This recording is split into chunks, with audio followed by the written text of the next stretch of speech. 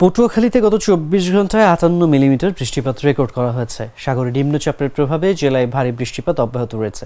কয়েকদিন এমন দুর্যোগপূর্ণ আবহাওয়া বিরাজ করবে বলে জানিয়েছে আবহাওয়া অধিদপ্তর। পটুয়াখালী আবহাওয়া পর্যবেক্ষণ কেন্দ্রের ভারপ্রাপ্ত কর্মকর্তা আক্তার জাহান জানান, নদী উত্তাল থাকায় মাছ ধরার ট্রলার ও নৌকাগুলো নিরাপদ আশ্রয়ে সরে যেতে বলা হয়েছে। স্থানীয়রা জানান, বৃষ্টির কারণে আমনের চারা রোপণ করতে গিয়ে বিপাকে পড়ছেন কৃষকরা। বৃষ্টির কারণে জমিতে পানি বেশি থাকায় বীজ রোপণে সমস্যা হচ্ছে। শহরের বিভিন্ন এলাকায় জলাবদ্ধতার সৃষ্টি হয়েছে। জরুরি কাজ ছাড়া ঘর থেকে কেউ বের হচ্ছেন না।